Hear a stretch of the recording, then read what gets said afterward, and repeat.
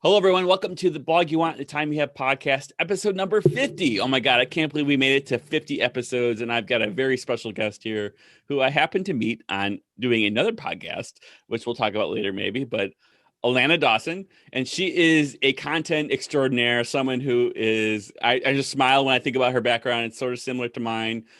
She had a blog and she has a podcast, and she's made the divide from writing to audio, right? Which I've kind of did myself. So Alana, welcome to the show. Please just go ahead and give us your backstory. I want everyone to hear about how you got to where you're at today. Sure. Well, thanks for having me, Scott. I'm so excited to be here. And the fact that I'm 50, number 50, I'll take it. That's awesome. Congratulations to you. That's a big milestone too for your show. Well, yeah. So as your introduction said, my name's Alana. I'm not easily offended. I've grown up with this name my whole life. And so I take anything close. I rarely will correct people. I'm just not one of those people. But what's funny is that I need to make sure to get everybody else's name right. It's a very strange thing. I'm not offended if they get my name wrong, but I need to know how to pronounce everybody else's name. So kind of funny that way. But yeah, I'm a podcaster. I podcast right now on a podcast called The Podcasting Party, which is for podcasters of all phases and stages. This is my second podcast. Did not start out here. As you said, our background is very similar in the fact that I started as a blogger. So back in 2013, I started a blog for military spouses, a very successful one. It was thriving, really enjoyed it, had some life circumstances happen. I got sick, and through the recovery process, realized that that wasn't where I was supposed to be anymore and what I was supposed to be doing. So I pivoted my blog, and readership really fell off. I couldn't figure out, was it because I pivoted? I mean, I had a very loyal following.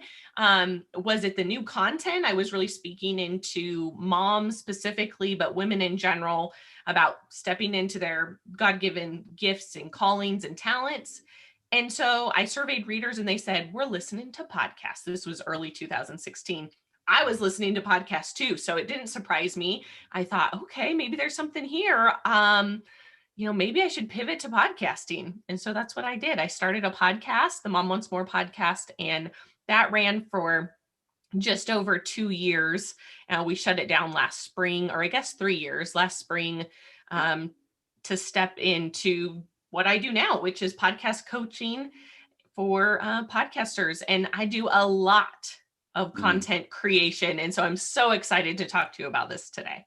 Awesome. Yeah. So that's a lot of content. You went from writing to doing editing. I mean, talk about that. How did you get into doing audio? Did you just pick up? I mean, some people just pick up an iPhone and start doing it, but I can see you have a mic. I can see it in your camera. So tell us a little bit about that. Like, how was that transitional experience for you? Yeah. Rough. It was rough. I mean, writing is in my wheelhouse. That's what my degree is. That's what I did for years. And so writing came supernaturally to me.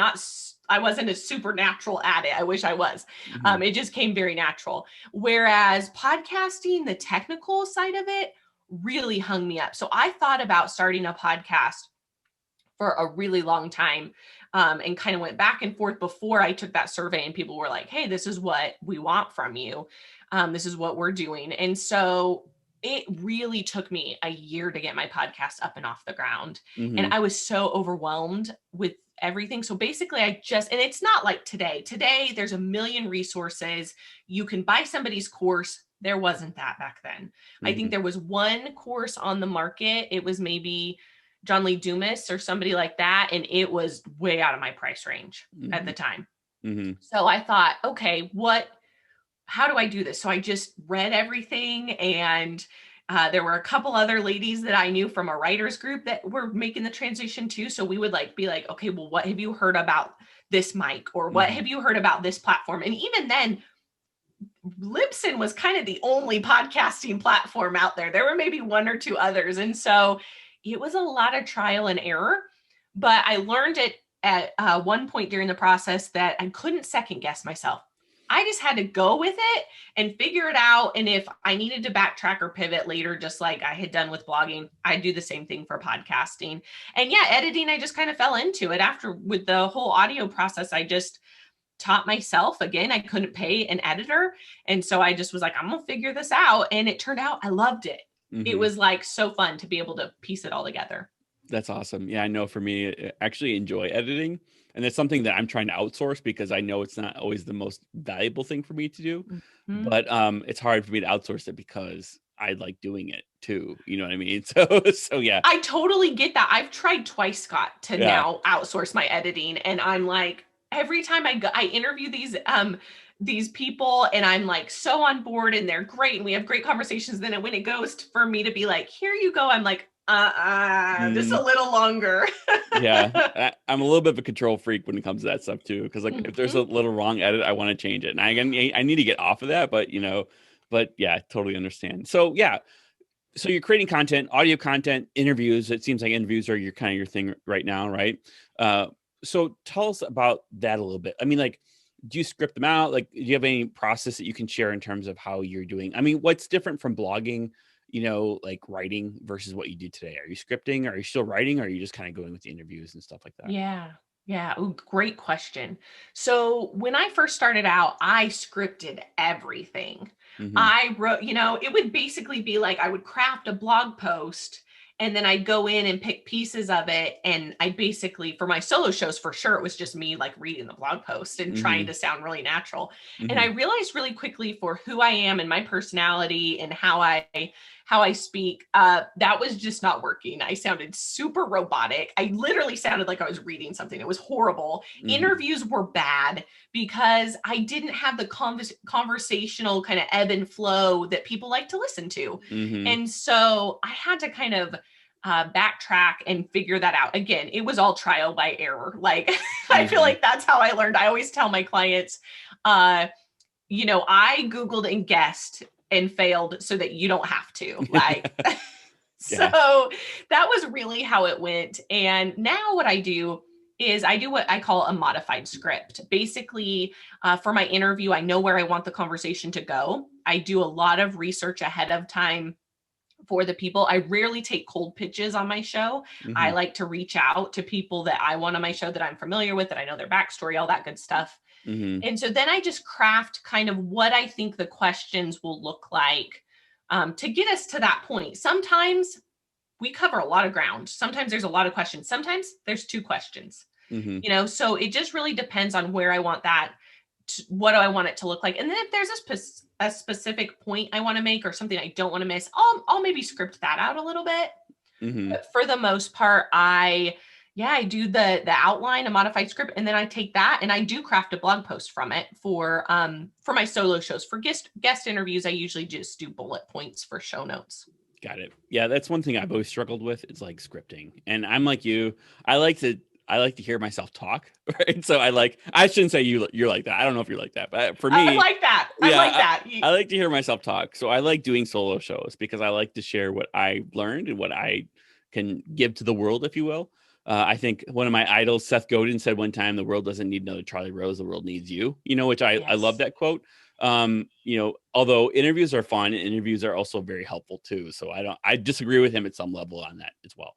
But and I like to script them out, and you sound I know for me, I'm like working on sounding better because I feel like I sound very robotic. And again, with video, like I'm trying to do more video stuff, right? Because video is another, and I'm kind of like you, I like to test different mediums and see what is working, what's not working. That's why we still have an audio podcast when I'm also trying to do video content and trying to be everywhere, which is very difficult, as you know. But that being said, I mean, like, look, one of my biggest challenges I have, and why this podcast is called Time You Have, is that we all have a million things going on. Like, I know you're a busy mom, a busy entrepreneur. How do you fit content creation into your life? Give us a little backstory on how that works for you. Yeah, the good, the bad, the ugly too. Please, no holds barred here. Yeah. Okay, perfect. Well, I'm happy with being vulnerable and transparent, so we can jump into all of that. Yeah, so I am right now. My husband's in the military. And so we are currently stationed apart from each other. I always feel like I have to preface this with like, I love him and he loves me, and man, we'd rather be together, but that's just not possible right now for the military. So I solo parent.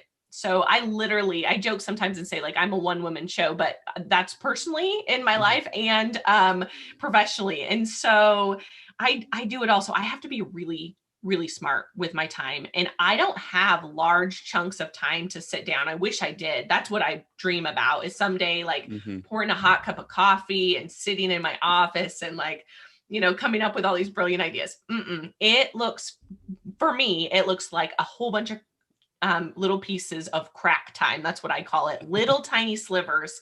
So it looks like in the carpool lane, I'm making notes on my phone. It looks like sending myself voice texts when I come up with something. I might be on a walk, or I might be, curling my hair. This morning, I was braiding my daughter's hair and I said, "Hey, Lily, grab my phone and I need you to write this thought down." And so she did. She typed it up for me and I saved it in my phone. So that's really what content creation right now looks like. Now, I take all those little pieces and I do sit down and I will look over maybe questions I've got. I run a free Facebook group. And so I get a lot of content ideas in there just from questions that people ask about. I'm thinking about having a co-host. How do I know if this is right or not? Different things. And so I'll sit down and do what I call a big brain dump. And that's basically, I take all those little slivers of ideas, pieces of content, as well as different questions I've been asked, or I try to pay attention if I'm asked something more than once, or I hear something more than once, like see it out in the world. I'm going, okay, I perk up and I go, all right, there's something here. Something's going on. And I'll just dump it out, put it all in one place. Usually it's a Google Doc. Sometimes it's a legal pad. I'm old school. That was probably real bad audio, by the way, but yeah, no worries. Video. Yeah. It's a nice old school yellow canary yellow notepad for those of you who are listening only. But yeah, no, but with lots of notes on it. I love to see some of those notes actually. So yeah, no. Yeah. So I dump it all out, Scott. I get it all in one place, and then I go through, and I have gotten better as far as like batching content and writing it. I plan now about 6 months in advance. For the podcast, I like to go a year in advance, but I batch quarterly. So seasonally, that just works for me.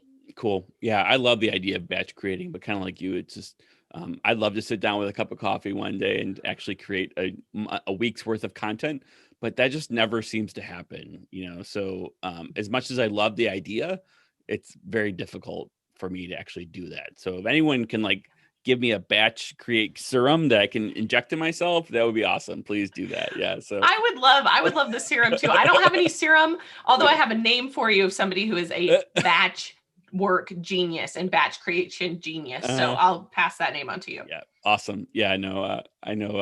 I love her to death. Amy Porterfield, for our podcast star, she had that whole batch create series, and like I listened to it, re-listened to it, and I'm thankful that she brings it to the world. But I'm thinking Porterfield's got a team, so that's actually what I'm trying to do, right? Is scale up a bit. Like, yeah, you need help. I mean, like at the end of the day, like this is like there are media companies that do stuff that's similar to what we're doing, and I think sometimes as solopreneurs or solo creators, we have to understand that, like, yes, you need a team of people to do it. So hats off to you for doing all this as a one-woman show. Well, I thank you. And thank you for bringing this to the world. I mean, the world needs this stuff. So I want to pivot a little bit and just talk about two things, because, I'm a marketing guy and I'm a business owner just like you, right? So two things I'd love to talk about. One, what are you doing to market your content these days? And two, are you monetizing it all, kind of thing. So those are two questions I kind of hope we can kind of talk about. So yeah, marketing. I know getting on other people's podcasts is something you're doing, right? But talk about that. Like, how do you work to grow your audience? Yeah, such a great question. Mm-hmm. This is something that podcasters struggle with a lot, right? I once heard Pat Flynn say, we need to spend 80% of our time promoting our work and only 20% producing it. And at that time, I was spending about 99.9% producing it and like 0.01 promoting it. And so this has been something that I have had to work really, really hard over the last 4 or 5 years to figure out how to do this and not feel sleazy. I think that's always something that people are concerned about when, to be quite honest with you, what is the statistic? maybe 7% of people of our followers are actually seeing the stuff we're putting out on social media.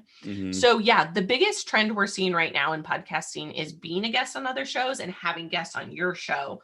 Those are really, because people aren't leaving other platforms to go listen to shows, but they will click over from one podcast to another podcast. So those are really the two big things. So that's what I do. I make sure I have a combination of solo and guest episodes.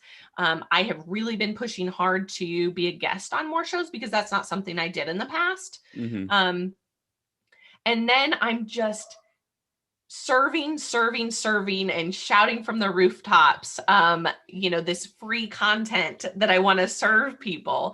And so that looks like, for me, audiograms. It looks like posting more than once on social media. It looks a lot like collaboration. That's a big one for me. I do a lot of collaborating, whether it's and not just being guests, but doing, sponsoring giveaways and promoting other people's things.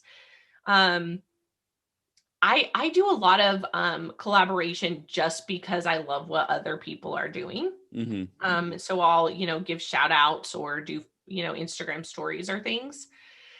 So that's kind of right now what I'm doing to market. I do a lot of ROR too, return on relationships. I think that honestly, my business has blossomed and grown almost primarily on word of mouth referrals.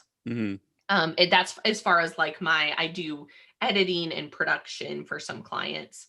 And then I have a membership community. So this is going into monetization now, but I'm just kind of like, they're kind of the same. They're kind of some of the same too. Yes. So, yeah. So I am a firm believer that any podcaster, and I would say blogger too, out there, if you're creating something, you should be getting paid for it. Like, I just feel like you should at least be covering your costs. That's what I say to my membership community. At least cover your costs. Otherwise, it's a hobby. And there's absolutely nothing wrong with that if that's what you want to do. I have lots of ladies that are in my community that do it as a ministry or a nonprofit. And so but cover your costs. Like, don't be paying out of your pocket. And so I was lucky enough on Mom Wants More, my co-host kind of let me use the show as a total guinea pig. So we've tried almost everything out there. The only thing we never tried was like a Patreon based model, because it just felt like more content creation for us. And so, but we've tried everything else. We've done ads and sponsorship. It actually went really, really well. We were a podcast obviously for moms. So we partnered with other moms that were trying to grow their business. We've done an event, which was like amazing. It was a lot of work, but as far as like return on our investment, probably the most money we made. We did some coaching for Mom Wants More. For my business now, I primarily monetize. I use it all to promote my own products and services. So that's how I market my business. I have a podcasting course, I have my community, and then I, of course, do done for you setup and editing. So some services in there too. That's how I monetize. Yeah. Cool. Great. I love it. So look, that's some really great stuff. You mentioned a course, you mentioned some services. How can people find that information? Yeah, you bet. So the best way to reach me is my website. It's alanadawson.com. That's ALANADAWSON. Or you can connect with me on Instagram. That's where I hang out the most. Alana P. Dawson there. Cool. So yeah, hey, look, you're killing it. I love it. We share a lot of same things. I'm really excited to have you on the show and help me get back into doing this podcast again. So I appreciate that. I look forward to following you and kind of watching how you do stuff, because I'm definitely gonna be taking some notes coming out of your shop. So I appreciate that. It sounds like you've got a lot going on, but you still manage to get your content done, which is the most important thing. So kudos to you. Thank you for being on the show. And anything else you'd like to share before we wrap it up? No, I just want to say thank you so much for having me, Scott. I'm so honored to be here. And you know what? You are doing a great job too. And so that's the one thing that I want all podcasters to know is like or content creators in general, like just keep going. I promise at some point it'll all come together and stick. Absolutely. And we have to give a shout out to our mutual friend, Gail Zuckerman, who introduced us through the Growing Older with Gusto podcast. So definitely check out that episode as well. And Alana, thank you again, and I ask this every time. Will you come back on the show in a couple of weeks or a couple months to give us an update? Heck yes, Scott. All Thanks right. so much for having me. Thank you so much. Bye now.